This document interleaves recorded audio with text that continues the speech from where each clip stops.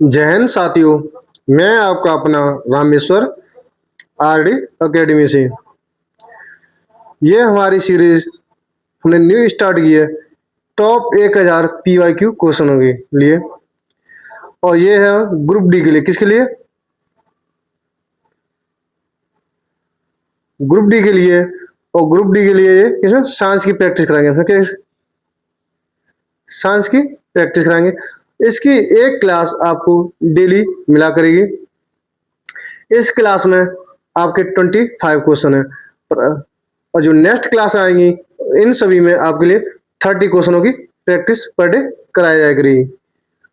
आप हमारी इस क्लास से जुड़े रहिए और आओ हम इस क्लास को शुरुआत करते हैं।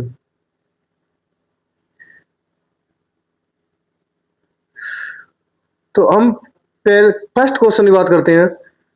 जब किसी वस्तु को अवतल दर्पण के वक्रता केंद्र से परे रखा जाता है, परे मतलब वक्रता केंद्र से दूर रखा जाता है, तो किस प्रकार का प्रतिबिंब बनता है? ऑप्शन ए आभासी, सीधा और वस्तु से बड़ा। ऑप्शन बी आभासी, उल्टा और वस्तु से बड़ा। ऑप्शन सी वास्तविक, उल्टा और वस्तु से छोटा। ऑप्शन डी वास्तविक, सीधा और वस्तु के समान आकार का। तो इसका आंसर हो जाएगा ऑप्शन सी, यानी वास्तविक, उल्टा और वस्तु से छोटा क्या प्रतिबिंब बनता है। क्वेश्चन नंबर 2 की बात करें। जब हमारी त्वचा से पसीना वाष्पित होता है तो हमें ठंडक का अनुभव किस कारण होता है? ऑप्शन ए वाष्पन के दौरान पसीना ऊष्मा मुक्त करना। ऑप्शन बी पसीना से क्रिस्टल बनते हैं जो त्वचा को ठंडा करते हैं। ऑप्शन सी वाष्पन के लिए पसीना हमारी त्वचा से ऊष्मा अवशोषित करता है। ऑप्शन डी वाष्पन से पूर्व पसीना बर्फ में बदलता है। तो इसका आंसर हो जाएगा ऑप्शन सी, वाष्पन के लिए पसीना हमारी त्वचा से ऊष्मा अवशोषित करता है। कि वाष्पन से पसीना हमारे शरीर में आता है जीवों के, तो जीवों के शरीर में पसीना आता है तो पसीना आने के लिए क्या उन्हें ऊष्मा की आवश्यकता होती है। तो ऊष्मा हमें गुप्त ऊष्मा से प्राप्त होती है जो क्या जीवों की बॉडी से प्राप्त होती है। और जो गुप्त ऊष्मा को अवशोषित करता है तो पसीना क्या वाष्पित होता है और वाष्पित होने से शरीर क्या हो जाएगा? ठंडा हो जाएगा। फिर शरीर क्या ठंडक महसूस करता है और शरीर ठंडा हो जाता है। क्वेश्चन नंबर 3 की बात करें। चंद्रमा पर किसी वस्तु का भार पृथ्वी पर उसके भार की तुलना में कैसा होता है? यह ऑप्शन ए यह पृथ्वी पर इसके भार का छठा भाग होता है। ऑप्शन बी यह पृथ्वी पर इसके भार का 6 गुना होता है। ऑप्शन सी यह पृथ्वी पर इसके भार का 1/3 होता है। ऑप्शन डी यह पृथ्वी पर भी वैसा ही होता है। इसका आंसर हो जाएगा ऑप्शन ए, यानी यह पृथ्वी पर इसके भार का छठा भाग होता है। इसकी एक थ्योरी है क्योंकि ये गुरुत्वाकर्षण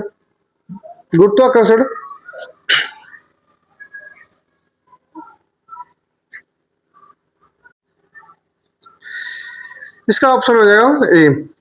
तो ये चंद्रमा का गुरुत्वाकर्षण पृथ्वी के गुरुत्वाकर्षण का 1/6 भाग होता है। यानी आप समझ, पृथ्वी पर हम किसी वस्तु को का भार अगर 6 किलोग्राम है तो चंद्रमा का अगर उसी वस्तु का चंद्रमा पर ले जाकर हम उसका माप करें तो उसका भार कितना 1 किलोग्राम होगा। तो ये पृथ्वी पर इसके भार का छठा भाग होता है। क्वेश्चन नंबर 4 की बात करें। हम बैठे या सोते समय भी श्वास क्यों लेते रहते हैं? ऑप्शन ए हृदय को विश्राम देने के लिए। ऑप्शन बी जीवन प्रक्रिया हेतु ऑक्सीजन की आपूर्ति करने के लिए। ऑप्शन सी श्वसन क्रिया करने के लिए। ऑप्शन डी पाचन क्रिया को जारी रखने के लिए। तो इसका आंसर हो जाएगा कौन सा? ऑप्शन बी जीवन प्रक्रिया हेतु ऑक्सीजन की आपूर्ति करने के लिए। क्योंकि हम सोते समय या बैठे हुए भी हमारे शरीर का मस्तिष्क, हृदय, ये सारे क्या लगातार क्या काम करते हैं और काम करने के लिए इन्हें क्या ऊर्जा की आवश्यकता होती है। ऊर्जा की आवश्यकता होती है तो ऊर्जा हमें क्या से भोजन से प्राप्त होती है और भोजन को जलाने के लिए या भोजन का पाचन करने के लिए हमें क्या हमें क्या चाहिए, ऑक्सीजन चाहिए। तो इसलिए हम क्या बैठे या सोते वक्त भी क्या हम ऑक्सीजन लेते हैं। तो इसका आंसर हो जाएगा बी। क्वेश्चन 5 की बात करें हम, निम्नलिखित में से कौन सा एक समान वृत्तीय गति कर रही वस्तु का उदाहरण है। ऑप्शन ए, सीधी पटरी पर अलग अलग चाल से चलती एक रेलगाड़ी। ये ऑप्शन गलत है, क्योंकि इसका क्या है, ये एक समान पटरी पर चल रहे हैं, तो ये क्या है, एक क्या रेखीय गति है, क्या है, रेखीय असमान गति है। ऑप्शन बी, एक समान से चल से पृथ्वी की परिक्रमा करता एक उपग्रह। ऑप्शन बी ये ऑप्शन है इसका। ऑप्शन सी देखें, भाड़ वाली सड़क पर चलती एक कार। ये भी गलत है। ऑप्शन डी, पार्क में जॉगिंग करता हुआ एक व्यक्ति। ये भी गलत है। तो एक समान से चाल से पृथ्वी की परिक्रमा करता एक उपग्रह, यानी ये पृथ्वी है और पृथ्वी की चारों ओर ये क्या है, उपग्रह, और इसके चारों ओर परिक्रमा करता है और एक समान गति से करता है, तो इसी को कहते हैं एक समान वृत्तीय गति। तो इसके क्या वृत्त में उसके पाथ में परिक्रमा करना। तो ऑप्शन बी इसका आंसर हो जाएगा। क्वेश्चन नंबर 6 की बात करें, 20 ओम के प्रतिरोधक पर 40 वोल्ट का विभवांतर प्रयुक्त करने पर उसमें कितनी धारा प्रभावित होगी। तो इसके एक फॉर्मूला पर आधारित है। आपने पढ़ा होगा ओम का नियम, तो ओम का नियम पढ़ा होगा, जिसमें आज एक फॉर्मूला होता है, आर बराबर V upon I. V upon I होता है, आर क्या होता है, प्रतिरोधक होता है, वी क्या होता है, विभवांतर होता है, आई क्या होता है, इसमें धारा यानी एम्पियर। तो इसमें देखें तो विभवांतर कितना दिया, यही अगर इस फॉर्मूले को विपरीत कर दें, चेंज करें, तो वी बराबर क्या हो जाएगा, यही V upon R. V upon R आ जाएगा। अगर इसे देखें, वी का मान देखें, वी का मान कितना है 40, और 20 ओम का प्रतिरोधक क्या है, आर का मान कितना है 20। अगर 40 में 20 का भाग देते हैं तो कितना आ जाएगा, 2 एम्पियर। तो इसमें धारा का प्रवाहित मान कितना हो जाएगा, 2A यानी 2 एम्पियर हो जाएगा। तो ऑप्शन किसे, इसका आंसर हो जाएगा ऑप्शन ए। क्वेश्चन 7 की बात करें, प्रजनन स्वास्थ्य के लिए सुरक्षित यौन संबंध बनाना क्यों महत्वपूर्ण है।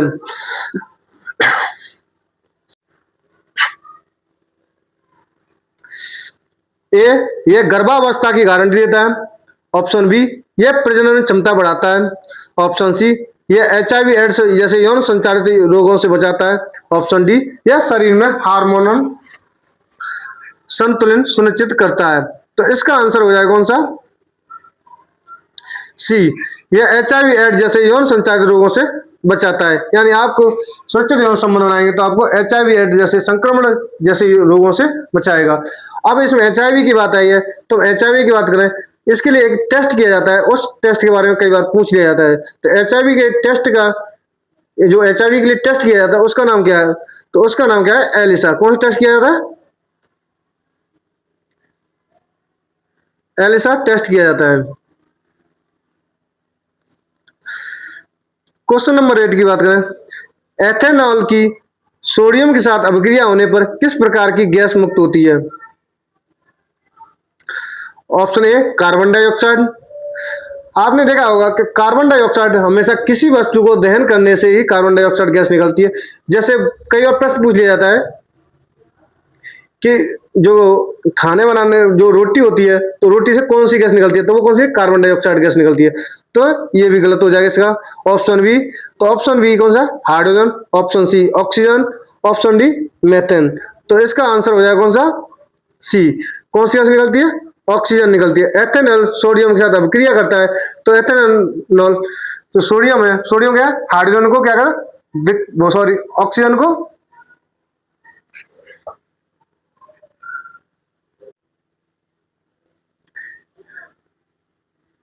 क्वेश्चन नंबर 8 की बात करें, एथेनॉल की सोडियम के साथ अभिक्रिया होने पर किस प्रकार की गैस मुक्त करता है। Option A, carbon dioxide. Option B, hydrogen. Option C oxygen. Option D methane. तो इसका ऑप्शन आंसर हो जाएगा ऑप्शन बी, यानी एथेनॉल की सोडियम के साथ अभिक्रिया होता है तो सोडियम एथेनॉल से हाइड्रोजन को विस्थापित करता है और हाइड्रोजन गैस में क्या होती है, मुक्त होती है। तो इसका आंसर हो जाएगा बी, बॉम्बे। क्वेश्चन नंबर 9 की बात करें, अधात्विक ऑक्साइड और क्षार के बीच अभिक्रिया का सामान्य उत्पाद क्या है? ए लवण और हाइड्रोजन, बी लवण और जल, ऑप्शन सी केवल जल, ऑप्शन डी गैस और जल। तो इसका आंसर हो जाएगा कौन सा? बी, लवण और जल, बी बॉम्बे। तो क्या है, लवण और जल उत्पादन करते हैं अधात्विक ऑक्साइडों के साथ क्षार के साथ अभिक्रिया। अगर धात्विक ऑक्साइडों के साथ और क्षार के बीच क्या होता है, अभिक्रिया होती है, तो लवण और हाइड्रोजन क्या होते हैं, उत्पाद करते हैं। पर इसका आंसर हो जाएगा कौन सा? बी। क्वेश्चन नंबर 10 की बात करें, गैस के कणों को निरंतर अनियमित गति के कारण कण पात्र की दीवारों से टकराते हैं, गैस द्वारा लगाया गया दाब के बराबर होता है। यानी ये गैस के दाब के बराबर बात कर रहे हैं। ऑप्शन ए पात्र के तल के प्रति इकाई क्षेत्रफल गैस के कणों द्वारा लगाया गया बल। ये ऑप्शन ए गलत होगा, क्योंकि ये तल की बात कर रहा है, ना कि ये उसकी सभी परतों की बात कर रहा है किसी पात्र की। अगर दाब की बात करें तो दाब का फॉर्मूला होता है एफ अपॉन ए। ए क्या है, जो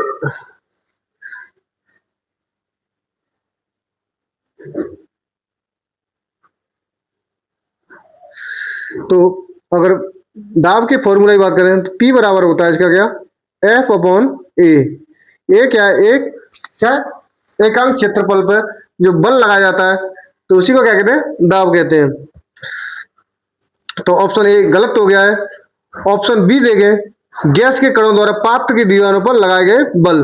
तो ऑप्शन बी इसका आंसर हो जाएगा, क्योंकि ये क्या है, पात्र की दीवारों पर यहाँ हम देखते हैं द्रव और ठोस होते हैं, वो क्या, वो तल की ओर दाब लगाते हैं, बल लगता है तो दाब दाब निकलता है। और जब गैस की बात करें तो गैस के अणु क्या अनियंत्रित दिशा में क्या है, गति करते हैं, और वह गैस की जो पात्र की सभी दीवारों पर एक समान बल लगाते हैं। तो गैस के कणों द्वारा पात्र की दीवारों पर लगाए गए बल। तो इसका ऑप्शन हो जाएगा कौन सा, बी। क्वेश्चन नंबर 11 की बात करें, 20 मीटर की ऊंचाई पर रखे गए 30 किलोग्राम द्रव्यमान के 30 किलोग्राम द्रव्यमान के ब्लॉक की स्थिति ऊर्जा कितनी होगी? यहाँ जी का मान 10 मीटर पर सेकंड दिया है। यहाँ स्थिति ऊर्जा की बात हो रही है, तो स्थिति ऊर्जा कैसे, स्थिति ऊर्जा का जो फॉर्मूला होता है यहाँ देखें तो P बराबर क्या होता है, एम जी एच। एम क्या होता है, एम क्या होता है, ये द्रव्यमान होता है, क्या होता है, द्रव्यमान होता है। जी होता है, यहाँ जी का मान होता है, ये क्या होता है, गुरुत्वीय त्वरण होता है। और एच क्या होता है, एच यहाँ हाइट होती है, क्या होती है, हाइट। यानी आप किसी वस्तु को आप कितनी ऊंचाई पर रख के छोड़ते हैं तो उसके अंदर कितनी स्थितिज ऊर्जा होगी। तो यही हम इस फॉर्मूले से इसका आंसर निकालेंगे। तो एम का मान कितना दिया है, 30 किलोग्राम। जी का मान कितना है, 10 मीटर पर सेकंड। और कितनी ऊंचाई पर रखी है ये वस्तु, यानी 20 मीटर पर, कितनी, 20 मीटर पर। तो हमें इसका आंसर देंगे 3 दूनी 6, यानी 6000 जूल। कितना आंसर हो जाएगा इसका, 6000 जूल। तो इसका आंसर हो जाएगा कौन सा, बी, यानी इसमें स्थित ऊर्जा 6000 जूल होगी। क्वेश्चन नंबर 12 की बात करें, निम्नलिखित में से कौन सा कथन सही नहीं है? ऑप्शन ए ध्वनि द्रवों की तुलना में गैसों में मंद गति से चलती है। ऑप्शन ए ये भी सही है, यानी ये गलत नहीं है। इसका एक ध्वनियों का क्या है, कॉन्सेप्ट है। ध्वनि एक यांत्रिक ऊर्जा, क्या है, यांत्रिक ऊर्जा है। और ध्वनि को हमेशा क्या, एक माध्यम की आवश्यकता होती है। किसकी होती है, माध्यम की आवश्यकता। जिसका माध्यम ज्यादा सघन होगा, यानी इसके कण आपस में बहुत करीब होंगे, उसमें इसकी गति सबसे ज्यादा होगी। तो ये इसकी गति देखें कैसे सबसे ज्यादा होती है, तो ठोस सबसे ज्यादा होती है, ठोस के बाद किसी द्रव में, और द्रव के बाद गैस में। यानी सबसे ज्यादा इसकी ध्वनि की गति ठोस में होती है, उसके बाद द्रव में होती है, उसके बाद गैस में होती है। किसमें होती है? गैस में। तो ऑप्शन ए वाला भी सही है। ऑप्शन बी, ध्वनि वायु की तुलना में जल में तेजी से चलती है, ये भी सही है कि वायु से तेज किसमें चलती है? जल में चलती है। सी देखे, ध्वनि ठोस पदार्थों में सबसे तेज चलती है, तो यहां सबसे ज्यादा किसमें तेज चल रही है? ठोस में चल रही है, ये भी सही है। ऑप्शन डी, ध्वनि निर्वात में भी चल सकती है, तो ऑप्शन डी यहाँ क्या हुआ? गलत हुआ कि ध्वनि निर्वात में नहीं चलती। क्यों? उसमें क्या, जब वायु नहीं होगा, उसमें कोई माध्यम नहीं होगा, तो ध्वनि वहां उसकी गति बिल्कुल शून्य होगी, नगण्य होगी। जैसे आपने गांव में देखा होगा, जैसे हवा जिस दिशा में आ रही हो, आप उसी दिशा में आवाज मारते हो तो बहुत दूर तक सुनाई देती है, और जैसे आप आवाज देते हो हवा के विपरीत दिशा में देते हो तो विपरीत दिशा में बहुत दूर तक आवाज ना जाके बहुत पास तक आवाज आती है। तो ये क्या, माध्यम की आवश्यकता होती है। तो ध्वनि की हमेशा क्या, यांत्रिक ऊर्जा और माध्यम की आवश्यकता होती है। तो इसका आंसर हो जाएगा कौन सा? डी। क्वेश्चन नंबर 13 की बात करें, मनुष्य जैसे बहुकोषीय जीवों में पाचन में होता है, यानी मनुष्यों का बहुकोषीय जैसे जीव है उनका पाचन किस में होता है? क्या केंद्रक में होता है? गलत। ऑप्शन बी, विशिष्ट पाचक अंगों में होता है। हाँ, ये क्वेश्चन सही है, क्योंकि जो बहुकोषीय जीव है उसके क्या है? पाचक अंग होते हैं। कौन से? पाचक अंग। अब आपको प्रश्न पूछ लिया जाएगा पाचक अंग कौन कौन से होते हैं, तो हमारे जो क्या आमाशय है, यकृत, आंत और अग्नाशय। क्या? अमाशय, यकृत, आंत छोटी है बड़ी होती है, दो प्रकार की होती है, और अमाशय, अग्नाशय सॉरी। तो ये क्या होते हैं? ये हमारे पाचक अंग होते हैं। तो इसका ऑप्शन कौन सा? बी होगा। बी ऑप्शन हो जाएगा। ऑप्शन जी क्या है? खाद्य रसदानियां। तो ये खाद्य रसदानियां हमेशा एक कोशीय अमीबा जैसे सूक्ष्म जीवों में तो पाचक अंग है। कौन सा? खाद्य रसदानियां। ऑप्शन डी, संपूर्ण कोशिका सतह। तो ये भी ऑप्शन में गलत है। क्वेश्चन नंबर 14 की बात करें, पादप कोशिका की भित्ति मुख्य संरचनात्मक घटक क्या है? तो पादप कोशिका की भित्ति का मुख्य संरचनात्मक घटक क्या है? ऑप्शन ए, काइटिन। तो ऑप्शन ए की बात करें तो काइटिन ये कीड़े मकोड़े की क्या होती है? जो कीड़े होते हैं, कीड़े की परत होती है। तो कीड़े की परत किससे बनी होती है? काइटिन से बनी होती है। ऑप्शन बी की बात करें, ये क्या है? पेप्टिग्लाइकॉन। तो पेप्टिग्लाइकॉन है जो बैक्टीरिया होते हैं, क्या होते हैं? जो बैक्टीरिया की जो ऊपरी परत होती है वो पेप्टिग्लाइकॉन प्रोटीन की बनी होती है। किसकी बनी होती है? प्रोटीन बनी होती है। ऑप्शन सी की बात करें, ये कोलेजन। क्या है? कोलेजन। ये भी क्या है? एक प्रोटीन है। क्या है? प्रोटीन है। तो इसका आंसर ये भी गलत होगा। और ऑप्शन डी, ये क्या है? सेल्यूलोज। तो यह सेल्यूलोज एक क्या है? कार्बोहाइड्रेट है। क्या है ये?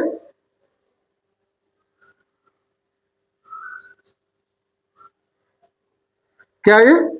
कार्बोहाइड्रेट।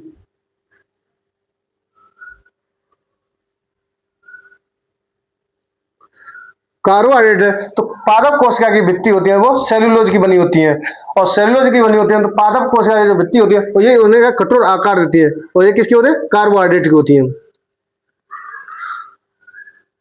क्वेश्चन नंबर 15 की बात करें, निम्नलिखित में से कौन सा हमारे शरीर के केंद्रीय तंत्र का भाग है? वो ऑप्शन ए, अमाशय। ये पाचक अंग का भाग है। किसका है? पाचक अंग का भाग है। ऑप्शन बी, मेरुरज्जु। हाँ, ये केंद्रीय तंत्र का भाग होता है। ऑप्शन सी, ये भी पाचक अंग का भाग है। ऑप्शन डी, यकृत। ये भी पाचक अंग का भाग है। तो इसका आंसर हो जाएगा, कौन सा हो जाएगा? डी। यानी केंद्रीय तंत्र का भाग की बात करें, किसकी? केंद्रीय तंत्र की बात करें तो इसमें मेरुरज्जु तो होता है, और इसमें क्या है? मस्तिष्क। क्या है? जो मस्तिष्क होता है वो भी किसका? केंद्रीय तंत्र का भाग होता है। तो इसका आंसर हो जाएगा कौन सा? बी। क्वेश्चन नंबर 16 की बात करें, निम्नलिखित में से क्या घरेलू सर्किट में आमतौर पर श्रेणी क्रम में जुड़ा होता है। ऑप्शन ए बिजली का बल्ब, गलत। ऑप्शन बी सभी उपकरण, ये भी गलत। ऑप्शन सी पंखा, ये भी गलत। ऑप्शन डी मुख्य फ्यूज। तो यानी जो घरेलू है, जो सर्किट होता है, यानी जो बिजली के तार, जो आपको देसी भाषा में सुना है, बताएं, जो आपके घर में जो बिजली के तार होते हैं, जो बल्ब लगे होते हैं, तो बल्ब लगे होते हैं, ये किसमें, ये समांतर श्रेणी में लगे होते हैं। किसमें लगते हैं? ये समांतर श्रेणी में लगे होते हैं, और समांतर श्रेणी में लगे होते हैं। और जो मुख्य फ्यूज होता है, जैसे आपके यहाँ कैसे तार आते हैं शुरुआत में, जहाँ बिजली स्टार्ट होती है, तो आपके घर में स्टार्ट हो जैसे ही प्रवेश करता है जो डोरी, तो वहां क्या होता है, वहां एक फ्यूज लगा दिया जाता है। फ्यूज होता है वो किसमें, श्रेणी क्रम होता है। क्योंकि जब जो बाहर से आने वाला जो करंट है, अगर इतनी तेज, इतना ज्यादा एम्पियर में होता है कि आपके जो बल्ब वगैरह, पंखे वगैरह, वो आपके क्या खराब हो जाएंगे उसके इतने तेज भाव करंट से, तो वो उससे पहले ही वो क्या करता है, फ्यूज वो जल जाता है और सारा जो करंट है वो कट हो जाता है।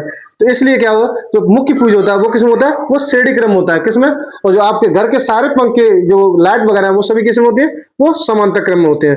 तो इसमें प्रश्न पूछ लिया गया है, घरेलू सर्किट में आमतौर पर श्रेणी क्रम में जुड़ा होता है। तो घरेलू सर्किट में आमतौर पर क्या मुख्य फ्यूज जुड़ा होता है।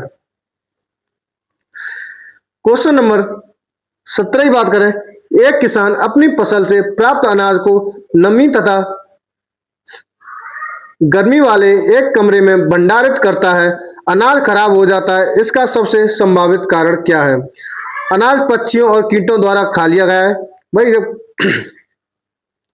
जब उसको अंदर रख दिया जाए तो पक्षियों कीटों द्वारा, ये क्या है, सामान्य सी बात है। इसका आंसर ये गलत है। कटाई या पूर्व अपर्याप्त सिंचाई, इससे क्या होगी, ये अपर्याप्त सिंचाई होगी तो उससे क्या उपज कम होगी, तो ये भी आंसर करता है। सी अनाज जल में बह गया, तो ये भी इसका जब भंडारण अच्छी तरह से हो गया तो ये जल में कहां से बह जाएगा, ये भी गलत है। भंडारण की अनुचित परिस्थितियां, तो ऑप्शन डी इसका आंसर होगा। भंडारण की अनुचित परिस्थितियों में, या उसका भंडारण आपकी उसकी जो अनुचित परिस्थितियों में रखेंगे तो उसका क्या हो जाएगा, अनाज खराब होने के चांस ज्यादा होंगे। क्वेश्चन नंबर 18 की बात करें, कौन सा शब्द ठोस पदार्थों में कणों की निकटता का वर्णन करता है? ऑप्शन ए घनत्व, ऑप्शन बी दृढ़ता, ऑप्शन सी संपीड़ितता, ऑप्शन डी अंतःकण स्थान। तो इसका आंसर हो जाएगा कौन सा, डी अंतःकण स्थान। यानी कौन सा शब्द ठोस पदार्थों कणों की निकटता का वर्णन करता है? तो ठोस पदार्थों के कण होते हैं वो आपस में क्या बहुत क्लोज होते हैं, तो अंतःकण स्थान होता है। इसका ऑप्शन कौन, इसका आंसर हो जाएगा कौन सा, डी। क्वेश्चन नंबर 19 की बात करें, मुख्य अक्ष पर वह बिंदु जहां किरणें दर्पण से परावर्तन के बाद अभिसरित होती है। अभिसरित का मतलब होता है कि आपकी जैसे किरण पड़ती है, किरण सारी किरणें एक पॉइंट पर आकर मिल जाना, उसे कहते हैं अभिसरित होती है। निम्नलिखित में से क्या कहलाता है? तो ऑप्शन ए मुख्य फोकस, ऑप्शन बी द्वारक, ऑप्शन सी वक्रता केंद्र, ऑप्शन सी ध्रुव। तो इसका आंसर हो गया कौन सा, मुख्य फोकस। जैसे आपको क्या किसी दर्पण के क्या समांतर किरण डाली जाती है, ऐसे ये दर्पण है उसमें क्या है समांतर किरण डाली जाती है क्या, और आगे जाके किसी केंद्र पर क्या आ जाती है, सारी किरण मिल जाती है क्या। तो जहां ये मिलने वाला पॉइंट होता है तो उसे क्या कहते हैं, उसे कहते हैं फोकस, मुख्य फोकस कहते हैं। तो इसका आंसर हो जाएगा कौन सा, ए। क्वेश्चन नंबर 20 की बात करें, अनुकूल पर्यावरणीय परिस्थितियों में बीज से नए पौधों के उद्भव को कहा जाता है। ऑप्शन ए, इसमें क्या है प्रकाश संश्लेषण, ये गलत है। आपको पता होगा प्रकाश संश्लेषण क्या है, पादप होते हैं वो क्या अपना भोजन बनाते हैं, और प्रकाश संश्लेषण में तो सूर्य क्या प्रकाश की आवश्यकता होती है, और उससे क्या और उससे भोजन बनाते हैं। तो ये इसका आंसर नहीं होगा, ऑप्शन बी निषेचन, ये भी इसका आंसर नहीं होगा, क्योंकि ये इसका क्या कह रहा है अनुकूल परिस्थिति बीज में नए पौधे के उद्भव की बात कर रहा है, तो ये भी आंसर गलत होगा। ऑप्शन सी अंकुरण, तो इसका आंसर हो जाएगा कौन सा, सी एंड अंकुरण। यह नए बीज के पौधे के उद्भव की बात कर रहा है, तो यह अंकुरण होता है। क्या होता है कि जब बीज में क्या होता है जब वो बीज निकलता है तो बीज से जब फूलने के बाद उसमें से क्या जो उसकी जड़ और तना, जो पहला तना और पहला जड़ निकलता है उसी को क्या कहते हैं, अंकुरण कहते हैं। तो इसका आंसर होगा कौन सा, सी। और ऑप्शन डी क्या है, परागण। ये भी गलत है। क्या है, परागण क्या होता है, जो फूलों में होता है परागण। परागण एक प्रक्रिया है। परागण प्रक्रिया क्या है कि एक फूल से दूसरे फूल में पराग कणों को ले जाके उसका निषेचन कराने की जो प्रक्रिया, उसे क्या कहते हैं, परागण कहते हैं। तो इसका आंसर ये भी गलत है। तो इसका आंसर 20वां क्वेश्चन का हो जाएगा कौन सा, ऑप्शन बी, सी, अंकुरण। क्वेश्चन नंबर 21 की बात करें, निम्नलिखित में से कौन सा सबसे छोटा एल्केन है जो एक स्थिर वलय बना सकता है। Option A propane, option B cyclopropane, option C ethane, option D methane. तो इसका आंसर हो जाएगा बी, साइक्लोप्रोपेन। यानी एक वलय बनाने के लिए, वलय मतलब होता है कि गोलाकार बनाने के लिए, और वलय बनाने के लिए कम से कम हमें 3 बिंदुओं की आवश्यकता होती है। जैसे त्रिभुज, त्रिभुज के लिए कम से कम कितने बिंदुओं की आवश्यकता होती है, 3 बिंदुओं के। तो ऐसे ही वलय बनाने के लिए कितने, हमें 3 कार्बन परमाणुओं की आवश्यकता होती है। तो ये कौन है, साइक्लोप्रोपेन है। प्रोपेन की बात करें फर्स्ट ऑप्शन, तो इसका आंसर हो जाएगा कौन सा, बी, साइक्लोप्रोपेन।